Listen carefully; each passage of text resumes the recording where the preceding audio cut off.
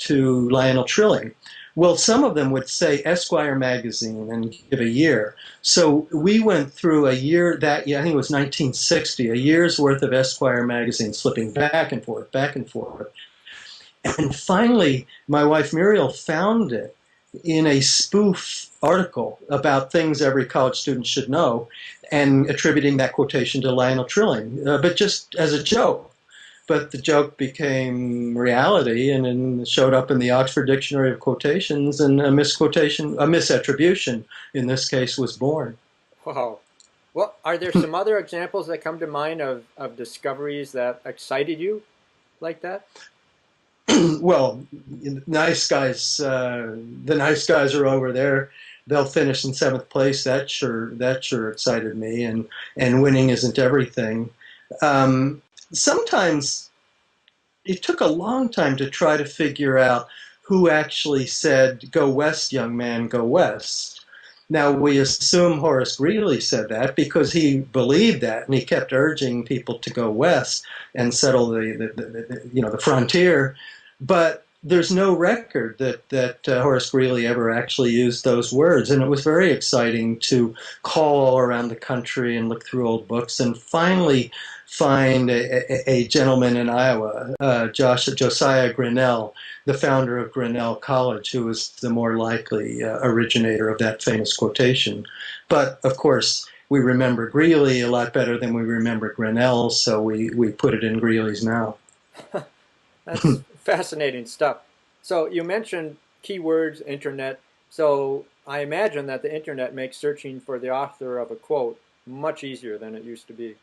Oh, yes, much easier. And I must admit, not quite as much fun. Mm-hmm. I mean, back when you had to really go fly all around the country and go to these obscure libraries and archives and actually call people.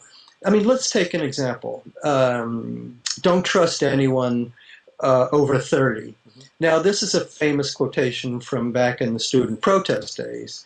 And it gets passed around among some of the most famous of the protesters, Mario Savio, Jerry Rubin, Abby Hoffman, Mark Rudd. But there's no evidence that any of these guys actually said it. So who said it?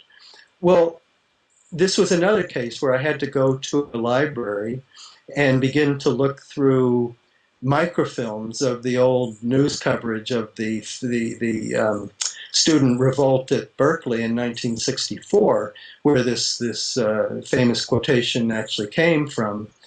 And I found in a news article a gentleman named Jack Weinberg being quoted as, we say in the movement, don't trust anyone over 30. Well, again, who's heard of Jack Weinberg? Well, I ended up calling him, tracking him down. He worked for Greenpeace now. I called him at Greenpeace, and he confirmed that he had actually originated that. But he said, I said it was a famous movement quote because I thought that would give it a little more standing. But actually, it was my own it originated with me.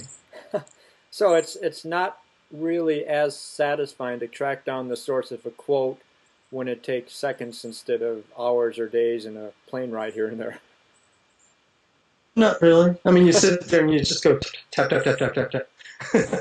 And no, I think you get better results. I think the quote Verifier, for example, is a much more accurate book because of all these internet resources than its predecessor, Nice Guys Finish Seventh, was.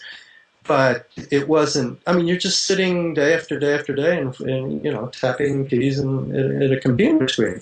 Right. But let me give you an example of what you can do now that you didn't used to be able to do.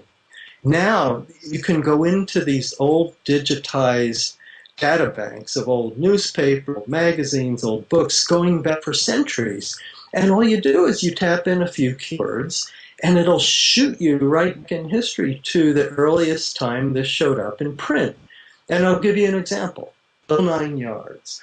We all say, well, the whole 9 yards, but nobody knows exactly why or where that originated. We do know that it was used by pilots in the Vietnam War a lot, and it actually shows up in a book that was based on pilots in the Vietnam War that was published in 1967. But why? Why the whole 9 yards? Is it does it have to do with football? Does it have to do with the amount of cement, a cement mixer, or fabric? We'll enter the words whole 9 yards in a data bank of old newspapers. And it took me back immediately to a newspaper in 1855 where there was a little essay about making a shirt using the whole 9 yards. So probably that confirmed for me that this originated with textiles and sewing and shirt making, even though as a figure of speech it probably didn't become common until the Vietnam War era. Wow, that's one of the examples of so many. When I was reading the quote verifier, you sometimes listed five, six, seven possible sources, and I thought, okay, you're listing someone's diary from 1863, you're Yeah. listing an article from a 1932 magazine. Surely you did not track down each and every one of those yourselves. How did you put together so much research like that? Well, first of all, I had a lot of help, not just from my wife, once again, but there are a lot of chat groups, listservs, bulletin boards, etc., on the internet where people share notes. And these were extremely helpful from the American Dialect Society, a librarians group, which was called Stumpers now, is now, but today is called, or was called Stumpers, I'm sorry. Today is called the Wombat Project. There are a lot of, quote, what I call, quote, sleuths. Fred Shapiro, the editor of the Yale Book of Quotations, which incidentally is excellent. A lot of people who share notes and were very helpful to me in giving me leads. And then, then I would take these leads and go to these data banks and go to these books on the internet and find these, as you say, diaries, books, magazine articles. Let me give you another example. In a lot of the conversations about the chattering class, who originated the phrase the chattering class? We talk a lot about chattering class. Well, in Britain, they think it originated with a columnist, a newspaperman called Frank Johnson, who used it a lot, heard a lot to the chattering class beginning in the 1970s. But again, I entered chattering class in a data bank of old newspapers and magazines, and it immediately shot me to the Chautauquan magazine in the 1890s, where the writer referred to the chattering class. So it's actually a catchphrase that goes back well over a century, at least in the United States of America, and showed up in a magazine back in the 1890s. Wow. Well, now, all that being said, I tried to imagine you researching your books, and it seems to me that internet or no internet, you would have to scour every diary, every magazine, every book, every speech, everything that's ever been written. How do you narrow your searches? Boy, is that ever a good question. And incidentally, Phil, this is the problem we face today.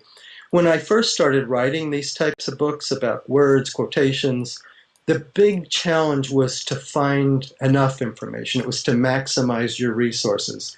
Now, with the internet, it's just the opposite. You have to narrow what you're looking for Mm-hmm. because otherwise you'll just drown in all the data that's out there. And so I think now one of the main things you have to learn is to be able to use the right keywords, so that it'll take you right to what you're looking for. Not just if you just enter, for example, 9 yards, you'll get thousands, millions of references on the internet. If you enter whole 9 yards, it'll narrow it somewhat. But then you have to do the whole 9 yards, let's say plus 19th century, or plus shirt making, and then that narrows it a bunch more. So what you need to do now in internet researching for this type of book is learn how to narrow your search, how to focus it, and that usually is a matter of finding the right keywords. That's very interesting. That raises my awareness of how important it is to know all the tricks and the trades of internet searching.